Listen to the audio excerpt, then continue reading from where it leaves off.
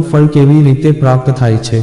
સૃષ્ટિમાં પ્રત્યેક જીવ, માનવ, દેવ, ભગવાન જે પણ છે તેમાં સામાન્ય બાબત શું છે? એવું શું છે જેનાથી કોઈ પર નથી? તે છે કર્મ. સૃષ્ટિમાં કશું જ કર્મરહિત નથી. લો ઓફ એક્શન કહે છે કે બ્રહ્માંડમાં કર્મ સતત ચાલ્યા કરે છે અને તેનાથી જ આ અસ્તિત્વ છે. ભગવદ્ ગીતાનો 3જો અધ્યાય કર્મયોગ છે. આ અધ્યાયમાં શ્રી કૃષ્ણ કહે છે, ન મે પાર્થાસ્તિ કર્તવ્યમ ત્રિષુ લોકેષુ કિંચન નાનવાપ્તમ વાપ્તવ્યમ વર્તેવ ચ કર્મણિ. હે પાર્થ, ત્રણેય લોકમાં મારા માટે કોઈ કર્તવ્ય નથી. ન તો મારે કંઈ મેળવવાનું છે કે ન તો પ્રાપ્ત કરવાનું છે. આમ છતાં હું નિયત કર્મમાં વ્યસ્ત છું. આ વાત આ નિયમ કહે છે. જીવમાત્ર તેના મૂળભૂત પ્રાકૃતિક ગુણોના આધારે કર્મ કરવા બંધાયેલો છે. સૃષ્ટિમાં કશું જ કર્મથી મુક્ત નથી. માનવ કલ્પના શક્તિ ધરાવે છે અને તેથી તેની પાસે કર્મ સ્વતંત્રતા છે. શું કરવું, કેવી રીતે કરવું તે પોતે નિશ્ચિત કરી શકે છે.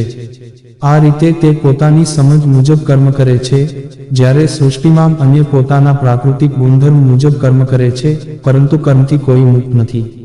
આપનું સર્જન જે નિશ્ચિત કર્તવ્ય સાથે થયું છે, એટલે કે કર્મ આપના અસ્તિત્વ સાથે જોડાયેલું છે. કર્મયોગ અધ્યાયના 10મા શ્લોકમાં કહ્યું છે, સહિર્યા પ્રજા સૃષ્ટવા પુરોવાચ પ્રજાપતિ અને પ્રસ્વિષ્યધ્વમેશ્વોત્સ્ત્વિષ્ટકામદુઃખ. બ્રહ્માએ સૃષ્ટિના પ્રારંભે મનુષ્યોનું સર્જન તેમના કર્તવ્યો સાથે કર્યું અને કહ્યું, આ યજ્ઞો કર્તવ્યો નું પાલન કરીને સમૃદ્ધ થાઓ, તે તમે જે કંઈ પ્રાપ્ત કરવા ઈચ્છશો તે પ્રદાન કરશે. અહીં કર્મોનું ફળ કેવી રીતે પ્રાપ્ત થાય છે તેની વાત છે. કર્મોના વિવિધ પ્રકાર છે અને ફળ પણ તે તમામની અસરથી પ્રાપ્ત થતું હોય છે.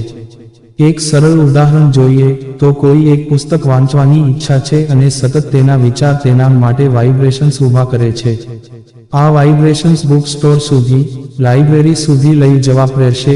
કોઈ મિત્ર જોડે પણ આ પુસ્તક વિશે વાત કરવાની ઈચ્છા ઊભી કરશે. તમારું આ કર્મ આખરે તમને આ પુસ્તક સુધી પહોંચાડશે. લાઇબ્રેરી, બુક સ્ટોર, બુક ફેરમાં આ પુસ્તક શોધવાના તમારા પ્રયત્નો ખોટા ન હતા, પરંતુ તમારા અને પુસ્તક વચ્ચેના રસ્તા હતા અને આખરે એક પછી એક કડી જોડાતી ગઈ અને છેવટે પુસ્તક પ્રાપ્ત થયું. પુસ્તક માટેની ઈચ્છાથી શરૂ કરી તમારા હાથમાં પુસ્તક પહોંચવું તે સુધીની સમગ્ર પ્રક્રિયા કર્મ જ છે. ફરી પહેલો સંવાદ યાદ કરીએ તો, અગર કિસી को पूरी शिद्दत से चाहो तो पूरी कायनात उसे मिलाने में लग जाती है. મળવા માટેની વ્યવસ્થા કાયનાત ગોઠવી શકે છે, પરંતુ મળવા માટે પ્રયત્ન તો આપણે જાતે જ કરવા પડે છે. વિજ્ઞાન કહે છે, કોઈ પણ ઘટના પહેલા આધિભૌતિક વિશ્વમાં ઘટે છે, પછી તેનું ભૌતિક જગતમાં અવતરણ થાય છે અને આ અવતરણ કર્મ એક્શન દ્વારા થાય છે. કોઈ ને કોઈ સ્વરૂપે ચૈતન્ય જ્યાં પણ છે ત્યાં આ નિયમ લાગુ પડે છે. ઉર્જા ગતિશીલ છે, રૂપાંતરિત થાય છે, કંપનમાં ફેરફાર થાય છે, કશુંક સર્જન થાય છે, કશુંક વિસર્જન પામે છે. આ બધું કર્મ જ છે ને. વિચારો, કોષ તેની સતત ચાલતી પ્રક્રિયા કરવાનું છોડી દે તો, પરમાણુઓ તેની નિશ્ચિત ગતિ છોડી સ્થિર થઈ જાય તો, વૃક્ષ છોડ ઉગવાની, વૃદ્ધિ પામવાની, ફૂલ આપવાની પ્રક્રિયા ન કરે તો.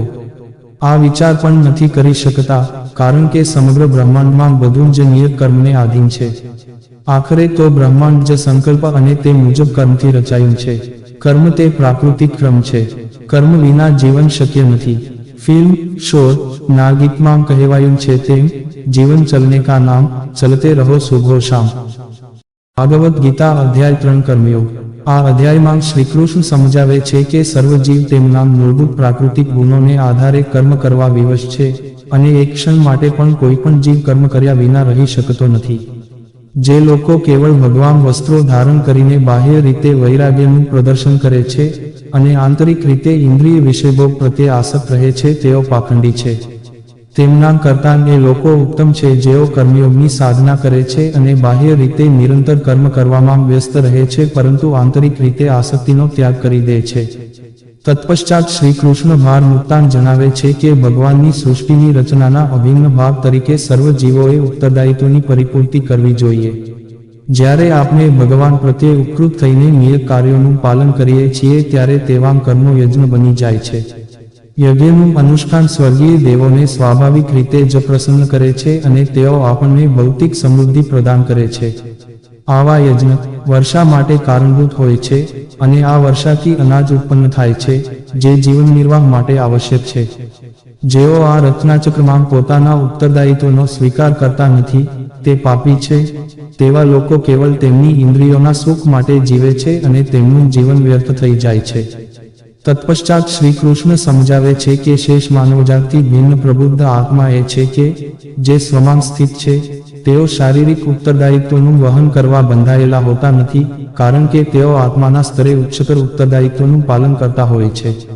આમ છતાં જો તેઓ તેમના સામાજિક ઉત્તરદાયિત્વનો ત્યાગ કરે છે, તો જેઓ મહાપુરુષોના પદચિહ્નો પર ચાલવાનું વલણ ધરાવતા હોય તેવા સાધારણ લોકોના માનસમાં વિસંવાદિતા સર્જાય છે.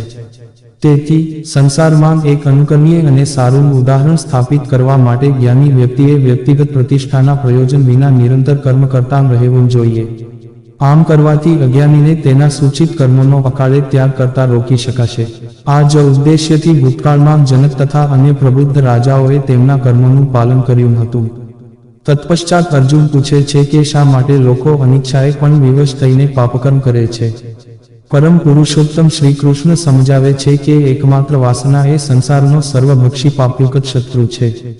જે પ્રકારે અગ્નિ ધુમાડાથી ઢંકાયેલો હોય છે અને દર્પણ રજકણોથી આચ્છાદિત હોય છે, તે જ પ્રકારે વાસના મનુષ્યના જ્ઞાન પર આવરણ કરી દે છે અને બુદ્ધિને ભ્રષ્ટ કરી દે છે.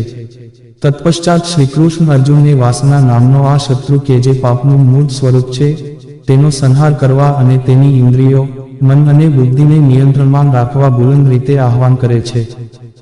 જો મિત્રો તમને અમારો આ વિડીયો પસંદ આવ્યો હોય તો લાઈક, શેર, સબસ્ક્રાઇબ કરવાનું ભૂલશો નહીં. આવા નવા વિડીયો જોવા માટે અમારી YouTube channel Gujarati Hindi motivational સ્ટોરીને સબસ્ક્રાઇબ કરો. બાજુમાં રહેલ બેલ બટન ક્લિક કરો તેથી તમને અમારા નવા વિડીયોની નોટિફિકેશન મળે. ધન્યવાદ. નોંધ: આ વિડીયોમાં આપેલી કોઈ પણ માહિતીની ચોકસાઈ અથવા વિશ્વસનીયતાની ખાતરી આપવામાં આવતી નથી. આ માહિતી જ્યોતિષ, પંચાંગ, માન્યતાઓ અથવા ધાર્મિક ગ્રંથો જેવા વિવિધ માધ્યમોમાંથી એકત્રિત કરવામાં આવી છે અને તમારી સમક્ષ રજૂ કરવામાં આવી છે. અમારો ઉદ્દેશ્ય માત્ર માહિતી પૂરી પાડવાનો છે. Gujarati Hindi motivational story YouTube channel તેની સત્યતા અને સિદ્ધ હોવાની અધિકૃતતા આપી શકતા નથી. કોઈ પણ રીતે તેનો ઉપયોગ કરતા પહેલા કૃપા કરીને સંબંધિત નિષ્ણાતની સલાહ અચૂક લેવી.